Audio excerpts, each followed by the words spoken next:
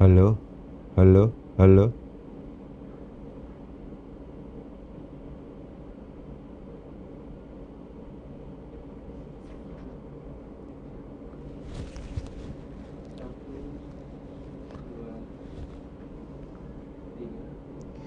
Bismillahirrahmanirrahim. Assalamualaikum warahmatullahi wabarakatuh. Sebelum kita memulai pembahasan lanjutan tentang teori dasar ilmu nahwu, marilah kita bersama-sama terlebih dahulu membaca Al-Fatihah. Semoga apa yang kita rencanakan, kita harapkan itu diberi kemudahan oleh Allah Subhanahu wa taala. Al-Fatihah. A'udzu billahi minasyaitonir rajim. Bismillahirrahmanirrahim. Alhamdulillahirabbil alamin arrahmanir rahim. Maliki yaumiddin. Iyyaka na'budu wa iyyaka nasta'in. Ihdinas siratal mustaqim. Siratal ladzina an'amta 'alaihim ghairil maghdubi 'alaihim waladdallin. Rabbighfir amin. Untuk mereview yang kemarin, bahwa terdapat perbedaan istilah antara bahasa Indonesia dengan bahasa Arab. Kemarin sudah banyak kita tegaskan, kita beri contoh di mana kalimah dalam bahasa Arab, dalam bahasa Indonesia diterjemahkan dengan kata. Ini penting untuk diperhatikan lagi. Sedangkan kalimat dalam bahasa Indonesia yang minimal terdiri dari subjek predikat, kadang-kadang ada tambahan objek dan keterangan, itu dalam bahasa Arab disebut sebagai jumlah. Ya, jumlah itu terdiri dari subjek predikat atau mubtada khabar atau fi'il fa'il kalau dalam bahasa Arab. Kalimat dalam bahasa Indonesia terdiri dari subjek predikat. Kata dalam bahasa Indonesia diterjemahkan dengan kalimah dalam bahasa Arab. Itu penting untuk saya tegaskan ulang. Selanjutnya, penting untuk saya tegaskan, kemarin sudah kita tegaskan tentang pembagian kalimah. Kalimah itu ada yang kalimah fi'il, ada kalimah isim, ada kalimah huruf. Kemarin kalimah kalimah fi'il sudah kita jelaskan, ya, pada halaman 32. Kalau seandainya kebetulan pemirsa memegang buku, itu sampai ciri-ciri kalimah fi'il, ya, yang ada 7 sampai tuntas kemarin sudah kita tegaskan. Sekarang kita masuk pada pembahasan halaman 38, yaitu tentang kalimah isim. Begitu. Ya. Jadi saya akan memulai dari awal lagi. Kalimah itu ada 3 macam. Ada kalimah fi'il, ada kalimah isim, ada kalimah huruf. Ya. Pada akhirnya kita harus mampu mengidentifikasi, ya, ketika kita menghadapi sebuah teks, apakah ini termasuk dalam kategori isim, fi'il, atau huruf? Ini isim, fi'il, atau huruf? Oleh sebab itu, kita harus tahu, ya, apa itu definisinya fi'il, apa ciri-ciri dari kalimat fi'il. Kita harus tahu apa itu definisi dari isim, gimana ciri-ciri yang kemudian bisa kita jadikan sebagai pegangan untuk menentukan bahwa ini adalah isim, kalimat ini adalah isim. Pun juga demikian dengan huruf. Secara sederhana bisa saya tegaskan ulang bahwa fi'il, sebuah kalimat disebut sebagai kalimat fi'il, kemarin mereview, apabila yang bersamaan dengan salah satu zaman yang 3 itu menjadi kata kunci. Kemarin kita sudah tegaskan itu, bersamaan. Apabila ada sebuah kalimat memiliki arti, ada kata memiliki arti, dan ketika ditambah dengan salah satu zaman yang 3, apakah zaman madhi, apakah zaman hal, atau zaman istiqbal, apakah telah, akan, atau sedang, itu kok kemudian cocok, kok kemudian pantas, itu disebut sebagai kalimat fi'il. Dari aspek arti, itu bisa kita ketahui bahwa sebuah kalimat itu adalah kalimat fi'il. Pun juga demikian, misalnya, ketika misalnya kita tidak ngerti artinya, akan tetapi ada tanda-tanda yang kemudian bisa kita jadikan sebagai pegangan, maka ketika itu ada dalam sebuah kalimat itu, maka itu kita sebut sebagai kalimat fi'il. Ketika misalnya ada qad, ketika ada sin tanfis, ketika ada saufa taswif, ketika ada misalnya dhamir rafa' mutaharrik, ketika ada ta' ta'nis sakinah, ketika ada misalnya nun taukid, ada ya muannatsah mukhatabah misalnya, dan seterusnya yang ada 7 yang kemarin kita sebutkan, maka itu disebut sebagai kalimat fi'il. Selanjutnya sekarang akan saya baca apa yang dimaksud dengan kalimah isim itu. Kalimah isim di sini di halaman 38 adalah lafadz yang memiliki arti dan tidak bersamaan dengan salah satu zaman yang tiga. Apakah itu zaman madhi atau telah, zaman hal atau sedang, atau zaman istiqbal atau akan. Jadi sebuah kalimat kalau seandainya kita ngerti artinya, misalnya di sini kita contohkan tilmidun. Tilmidun misalnya. Tilmidun itu artinya murid. Apakah tilmidun ini pada akhirnya kita hukumi sebagai kalimah atau kata, ya, kalimah isim atau kalimah fi'il, tergantung. Ya kan? Apakah pada akhirnya dia dapat bersamaan dengan salah satu zaman yang tiga atau tidak? Ketika dapat bersamaan dengan salah satu zaman yang tiga, maka dipastikan ini adalah kalimat fi'il. Ketika artinya tidak memungkinkan untuk bersamaan dengan salah satu zaman yang tiga, maka ini pastikan bukan kalimat fi'il, akan tetapi termasuk dalam kategori kalimat isim. Tilmidun itu artinya murid. Kalau seandainya murid ini kita beri telah murid, sedang murid misalnya, akan murid, ini tidak masuk akal. Berarti apa? Kata-kata murid ini adalah lafadz, ya. Tilmidun ini adalah lafadz yang memiliki arti, artinya adalah murid. Tilmidun ini adalah lafadz yang memiliki arti, artinya adalah murid, tapi tidak bersamaan dengan salah satu zaman yang tiga. Apakah zaman itu adalah zaman madhi? Apakah zaman itu adalah zaman hal? Ataukah zaman itu adalah zaman istiqbal? Ini tidak cocok, tidak bisa diberi tambahan salah satu zaman yang tiga. Karena demikian, maka ini dipastikan bahwa ismun itu adalah kalimat isim. Ya. Jadi misalnya kita ngomong kursiyun misalnya. Kursiyun. Ini bisa kita nilai apakah sebuah kalimat ini adalah termasuk dalam kategori fi'il atau isim. Ketika bersamaan dengan salah satu zaman yang tiga, maka itu disebut sebagai kalimat fi'il. Kalau seandainya tidak dapat bersamaan dengan salah satu zaman yang tiga, maka itu disebut sebagai kalimat isim. Apa artinya kursiyun? Kursi. Sekarang kita coba. Ya. Sedang kursi, akan kursi, telah kursi. Oh, tidak cocok. Karena tidak cocok, maka dapat dipastikan bahwa ini tidak bersamaan dengan salah satu zaman yang tiga. Karena tidak bersamaan dengan salah satu zaman yang tiga, maka kursiyun ini adalah kalimat isim, bukan kalimat fi'il. Itu semacam itu, ya. Jadi kalau seandainya sebuah kalimat itu kita ngerti artinya, seperti yang kemarin ketika kasusnya dalam konteks fi'il, ya langsung saja untuk memastikan ini adalah fi'il atau isim. Kalau seandainya bersamaan dengan salah satu zaman yang tiga, maka kita hukumi sebagai kalimat fi'il. Kalau seandainya tidak bersamaan dengan salah satu zaman yang tiga, maka kita hukumi sebagai kalimat isim. Apa saja misalnya? Ya misalnya ini qalamun. Qalamun artinya pena. Sedang pena, akan pena, telah pena. Oh, tidak cocok. Karena tidak cocok itulah maka ini disebut sebagai tidak bersamaan dengan salah satu zaman yang tiga. Karena tidak bersamaan dengan salah satu zaman yang tiga, maka ini dipastikan adalah kalimat isim karena tidak bersamaan.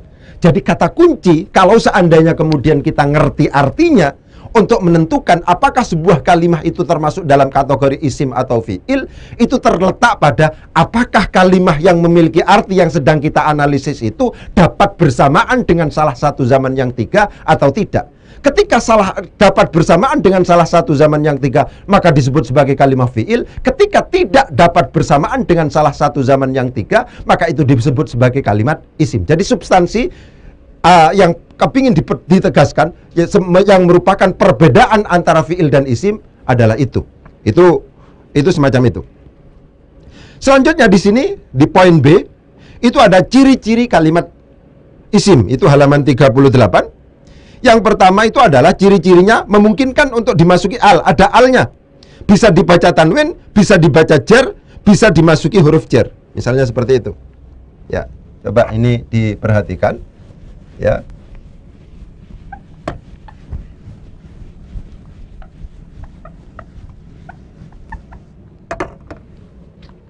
Ciri-ciri kalimat isim. Yang pertama adalah memungkinkan atau ada alnya. Di plus al. Ketika sebuah kalimah itu kok kemudian ada alnya, dipastikan bahwa itu adalah kalimat isim. Ngerti artinya atau tidak ngerti artinya. Itu semacam itu. Misalnya Alkitabu misalnya. Ya sudah. Karena ada alnya, maka ini dipastikan adalah kalimat isim. Misalnya.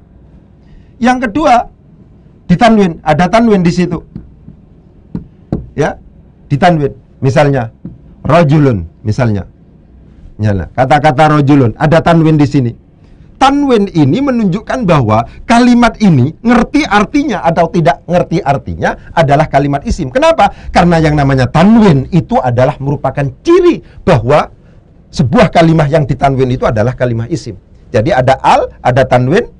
Yang ketiga adalah dibaca jar. Ya, dibaca jar, majrur. Ya, dibaca jar. Kalau seandainya dibaca jar, beri'rab jar, itu pasti pada akhirnya disebut sebagai kalimat isim. Jadi misalnya ada kata-kata kitabul ustadzi misalnya. Di sini, ya. Jar itu adalah merupakan ciri bahwa sebuah kalimat itu adalah dibaca atau dianggap sebagai kalimat isim.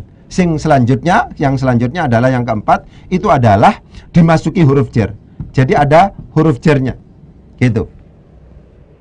Kalau seandainya sebuah kalimat itu kok kemudian dimasuki huruf jar, dipastikan misalnya kata-katanya adalah alal kursiyyi misalnya. Ini ala adalah huruf jar, halful jarri misalnya.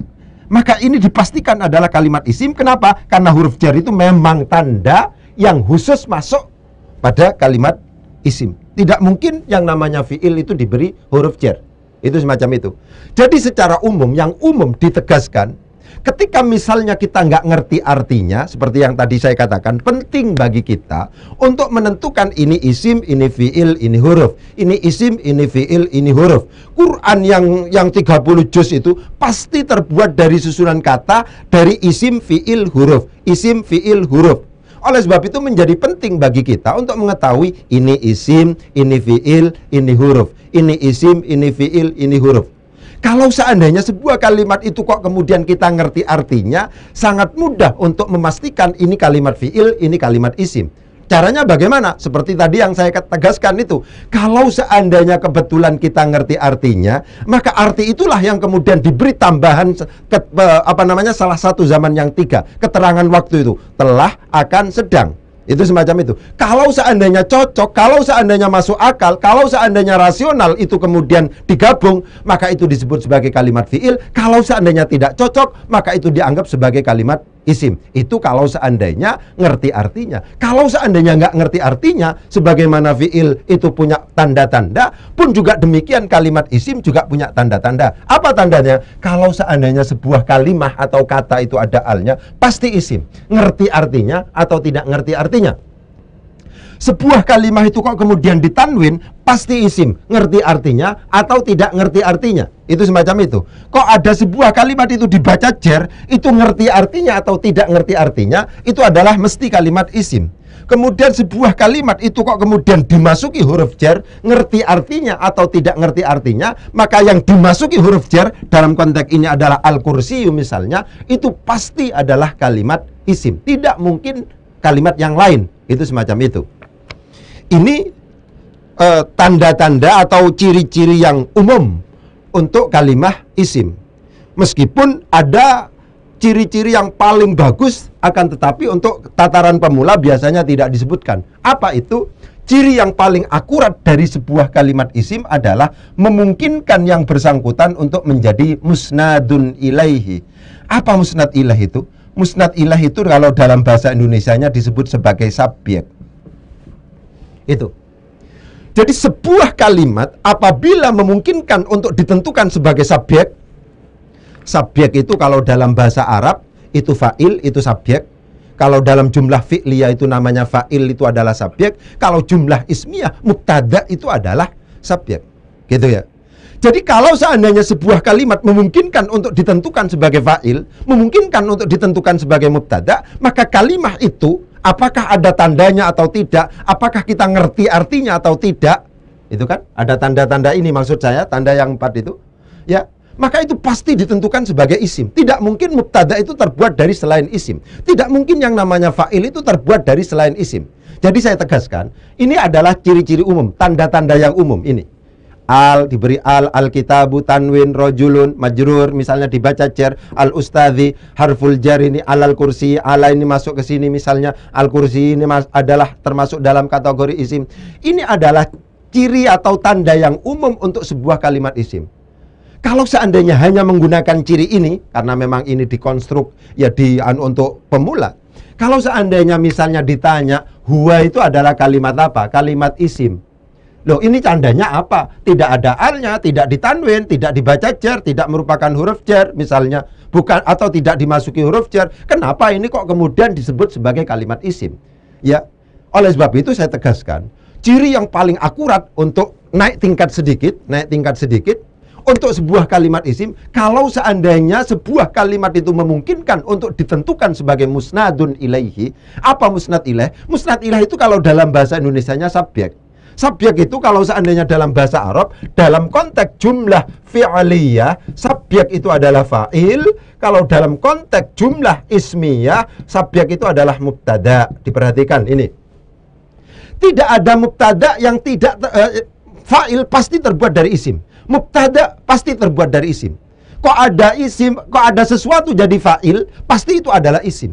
Kok ada sesuatu jadi mubtada, pasti sesuatu itu adalah isim. Tidak mungkin yang namanya mubtada, yang namanya fa'il, yang itu masuk dalam kategori musnad ilaih atau subjek terbuat dari selain isim. Itu semacam itu. Jadi untuk menentukan anta itu adalah misalnya isim, huwa itu adalah isim, hadza itu adalah isim, dan seterusnya itu, di mana di situ itu kadang-kadang tidak dimasuki oleh tanda-tanda yang umum, maka yang bisa kita jadikan sebagai pegangan itu adalah yang ini, ya, memungkinkan untuk dijadikan sebagai musnadun ilaihi. Apa musnad ilaih? Musnad ilaih itu subjek. Subjek itu dalam konteks jumlah fi'liyah yang mana itu? Yang fa'il. Subjek itu dalam konteks jumlah ismiyah yang mana itu? Yang mubtada. Itu semacam itu. Jadi penting untuk saya tegaskan, kalau seandainya kemudian ini sudah dipahami, maka insya Allah pada akhirnya kita bisa menentukan bahwa ini adalah fi'il, ini adalah isim. Itu begitu. Jadi saya ulangi lagi, ya, kalau seandainya kita ngerti artinya, maka dipastikan kita bisa mengetahui bahwa ini adalah isim. Caranya bagaimana? Diberi tambahan saja. Salah satu zaman yang tiga, apakah zaman madhi atau telah, zaman hal atau sedang, zaman istiqbal atau akan. Ketika kemudian tidak cocok, tidak pantas, berarti tidak bersamaan. Kalau tidak bersamaan berarti kalimat isim. Itu kalau seandainya ngerti artinya. Tapi kalau seandainya tidak ngerti artinya bagaimana? Ulama sudah memberikan ciri-ciri. Sebuah kalimat ngerti artinya atau tidak, kalau seandainya ada alnya, itu pasti isim. Sebuah kalimat ngerti artinya atau tidak, kok kemudian ditanwin, itu pasti isim. Sebuah kalimat kok kemudian dibaca jar, ngerti artinya atau tidak, itu pasti adalah kalimat isim. Sebuah kalimat kok kemudian dimasuki huruf jar, itu pasti adalah kalimat isim. Itu semacam itu. Ya. Jadi selanjutnya sekarang ini dituntaskan sekalian tentang kalimah huruf sekarang. Ya, ada isim, ada fiil yang kita sudah tegaskan itu ciri-cirinya. Kemudian kalimat huruf. Apa kalimat huruf itu? Kalimat huruf adalah kalimat yang tidak dapat berdiri sendiri. Ia akan selalu tergantung pada kalimat fiil atau kalimat isim. Itu semacam itu.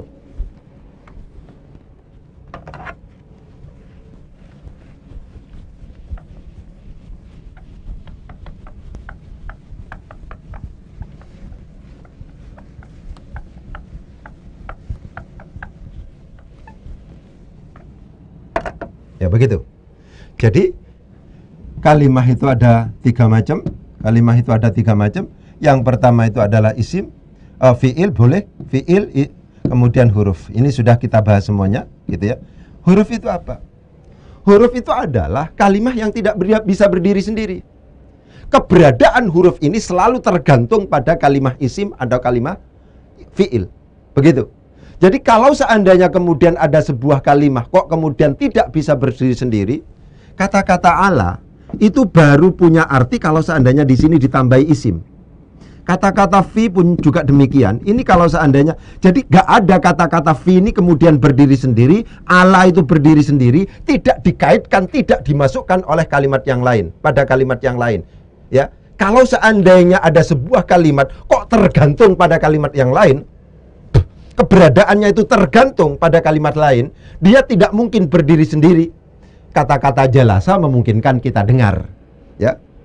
Huwa jalasa gitu saja itu memungkinkan. Muhammad memungkinkan kita dengar kata-kata itu. Tapi kalau seandainya Allah tidak dikaitkan dengan yang lain, itu tidak bisa kita dengar. Moro-moro Allah misalnya, moro-moro fi misalnya, ya. Sekonyong-konyong orang ngomong lam misalnya, tidak memungkinkan. Lam itu baru nanti misalnya lam yansur misalnya. Lam ini baru kemudian memiliki arti kalau seandainya digabung dengan fi'il mudhari' misalnya. Ya, lam yansur misalnya begitu ya. Misalnya, lam ini kalau seandainya hanya lam saja tidak digabung dengan fi'il mudhari', maka menjadi tidak memiliki arti. Jadi huruf itu karakternya adalah dia tidak bisa berdiri sendiri. Tidak mungkin kita kok kemudian hanya membaca kata-kata lam gitu saja, membaca kata-kata fi gitu saja, membaca kata-kata an gitu saja, itu tidak memungkinkan. Pasti ada lanjutannya. Ketika kemudian pasti ada lanjutannya, itulah kemudian kita bisa simpulkan bahwa huruf itu tidak bisa berdiri sendiri. Huruf itu selalu tergantung pada kalimat yang lain, apakah kalimat itu adalah termasuk dalam kategori isim atau fi'il. Jadi penting untuk ditegaskan bahwa huruf itu karakternya tidak sama dengan fi'il dan isim. Kalau fi'il itu memungkinkan untuk berdiri sendiri, isim itu memungkinkan untuk berdiri sendiri. Kalau huruf dimanapun tidak mungkin kita ketahui di dalam teks, di dalam Al-Quran, itu berdiri sendiri itu tidak memungkinkan. Yang namanya huruf pasti selalu dikaitkan, disambungkan dengan kalimat fi'il atau dengan kalimat isim. Itu begitu. Ya, misalnya saya contohkan. Misalnya,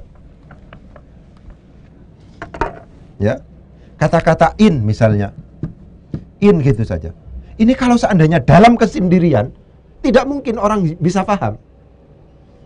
Ini baru memahamkan kalau seandainya misalnya ini digabung dengan yang lain. Misalnya, inqama Muhammadun qama Ahmadu. Berarti innya ini syarat. Ya kan? In misalnya. Ini tidak mungkin karena ini banyak. In ana illa nadhirun misalnya. Ini innya bukan syarat, tapi innya ini adalah in nafi misalnya begitu. Jadi ini baru diketahui statusnya apa dan seterusnya itu kalau seandainya dia digabung dengan kalimat yang lain, apakah kalimat itu adalah isim atau fi'il. Jadi karakter huruf itu adalah dia sangat tergantung pada kalimat yang lain. Isim tidak tergantung pada kalimat yang lain, fi'il juga tidak tergantung pada kalimat yang lain. Kalau huruf itu pasti tergantung pada kalimat yang lain, tidak memungkinkan huruf ditulis dalam kesendirian. Karena demikian yang namanya huruf itu dianggap tidak memungkinkan untuk berdiri sendiri, begitu, ya. Jadi karakter yang memungkinkan untuk kemudian kita jelaskan misalnya tentang huruf itu adalah bahwa huruf itu adalah lafadz yang tidak memungkinkan untuk berdiri sendiri. Insya Allah kalau seandainya kita sudah banyak membaca dan seterusnya, memungkinkan pada akhirnya, oh ini tidak memungkinkan untuk berdiri sendiri. Kata-kata in, kata-kata lam, kata-kata min dan seterusnya. Ya, huruf jangan kemudian hanya difahami dengan huruf jar. Huruf itu bisa huruf nasab, huruf jazm, huruf macam-macam. Pokoknya huruf masuk dalam kategori huruf, dia tidak memungkinkan untuk dipahami kecuali disambungkan dengan kalimat yang lain. Apakah itu kalimat isim atau kalimat huruf? Kalimat fi'il, itu semacam itu. Oke, sekarang coba kita mencoba untuk praktek sekarang sebagai kesimpulannya sambil praktek. Misalnya, jalasa Muhammadun alal kursiyyi. Misalnya, yadhhabu misalnya, tilmidun atau at-tilmidhu misalnya, ya, ilal madrasati misalnya, naharon misalnya, ya. Misalnya sekarang jalasa, nanti begini caranya, ini isim fi'il atau huruf, ini isim fi'il atau huruf, ini isim fi'il atau huruf, ini isim fi'il atau huruf. Yadhabu, ini isim fi'il atau huruf. Tilmidhu, ini isim fi'il atau huruf. Ila, ini isim fi'il atau huruf. Al-madrasah, ini isim fi'il atau huruf. Naharon, ini isim fi'il atau huruf. Misalnya seperti itu. Ya, mari kita praktekkan. Jalasa, apa artinya ini? Artinya adalah duduk. Sekarang kita nilai. Duduk ini isim fi'il atau huruf. Bisa nggak diberi tambahan telah, sedang, atau akan? Telah duduk, sedang duduk, akan duduk. Oh bisa, masuk akal. Kata-kata telah duduk itu masuk akal. Berarti ini memungkinkan untuk bersamaan dengan salah satu zaman yang tiga, yang karena ini adalah fi'il madhi, zamannya adalah zaman madhi. Karena demikian, maka ini disebut sebagai kalimah fi'il. Nah, kenapa? Karena ini artinya sudah kita ketahui, dan ternyata ini bersamaan dengan salah satu zaman yang tiga. Muhammadun misalnya, ini ada tanwin. Kalau seandainya sebuah kalimat itu kok kemudian ada tanwinnya, bisa dipastikan bahwa ini adalah kalimat isim. Nah, begitu. Ala, ini adalah huruf jar, sudah biasa ini, huruf jar, halful jarri, gitu ya. Al-kursi, ini ada banyak ciri. Ini diberi al, ini adalah menunjukkan bahwa ini isim. Ini dimasuki ala huruf jar, ini juga menunjukkan bahwa ini isim. Ini dibaca jar, kursiyi, ini menunjukkan bahwa ini adalah kalimah isim. Jadi dalam al-kursiyi ini, tanda untuk isim itu banyak. Ada alnya, dibaca jar, dimasuki huruf jar. Itu semacam itu. Yadhabu misalnya, pergi misalnya. Artinya ini yadhabu ini pergi. Pergi. Sekarang kita nilai. Pergi apakah termasuk dalam kategori kalimah fi'il, isim, atau huruf? Begitu. Oh, karena pergi ini memungkinkan ditambah telah, memungkinkan ditambah akan, memungkinkan ditambah sedang, maka kata-kata pergi ini disebut sebagai kalimah fi'il. Nah, begitu. Sekarang at-tilmidhu. Oh, kok ada alnya? Ya sudah. Apalagi kita ngerti artinya. Nggak ngerti artinya. Kalau sudah ada alnya, al itu adalah tanda yang khusus masuk pada kalimah isim. Sehingga dipastikan bahwa at-tilmid itu adalah kalimah isim. Ilah, ini adalah kalimat huruf jar. Ya. Al-madrasah, seperti yang tadi, ini dimasuki al. Itu sudah merupakan kalimah isim. Ini ada ilah masuk ke sini, huruf jar. Ini juga merupakan tanda bahwa al-madrasah itu adalah kalimah isim. Ti ini adalah juga merupakan tanda bahwa al-madrasah ini adalah kalimah isim. Karena demikian ini disebut sebagai kalimah isim. Naharon, ini ada tanwinnya. Naharon. Ngerti artinya atau tidak ngerti artinya, ketika ini ditanwin, pasti itu adalah kalimah isim. Catatan yang penting untuk diperhatikan, ketika misalnya ada tanda-tanda seperti ini, tanda-tanda kalimah isim itu, tanda-tanda kalimah isim itu memungkinkan untuk kemudian bertemu dalam satu kalimat. Kecuali yang tidak memungkinkan untuk bertemu dengan kalimat, satu kalimat itu adalah tanwin dan al. Maksudnya apa? Ketika sebuah kalimat itu ditanwin, tidak boleh diberi al. Ketika ada al, tidak boleh ditanwin. Jadi bacaannya yang benar adalah madrasatun ditanwin atau al-madrasatu. Jangan ditanwin ketika ada alnya. Begitu. Saya ulangi lagi. Tanda-tanda isim, apakah itu adalah ada alnya macam-macam, memungkinkan berkumpul jadi satu. Kecuali yang tidak memungkinkan berkumpul jadi satu, itu adalah tanwin dan al. Tanwin dan al ini harus pilih salah satu. Ketika ditanwin maka tidak boleh diberi al. Ketika diberi al maka tidak boleh ditanwin. Jadi bacaannya madrasatun itu benar, al madrasatu itu juga benar. Yang salah itu adalah al madrasatun. Sudah diberi al, ditanwin lagi. Itu tidak memungkinkan untuk seperti itu, ya. Jadi penting untuk diperhatikan. Apa manfaat? Ini yang terakhir, ya. Apa manfaat kita kok kemudian diharuskan belajar tentang kalimah fi'il, isim, dan huruf? Manfaatnya begini. Ayo, diperhatikan ini ya, manfaatnya. Ini kaitannya dengan analisis lanjutan. Ya, ini kaitannya dengan analisis lanjutan. Saya tegaskan, manfaatnya. Ini di buku ini tidak disebutkan. Karena ini lumayan agak berpikir. Ya, kalimah itu ada 3 macam. Kalimah itu ada 3 macam. Ada yang disebut sebagai kalimah fi'il, ada disebut kalimah isim, ada disebut sebagai kalimah huruf. Ya.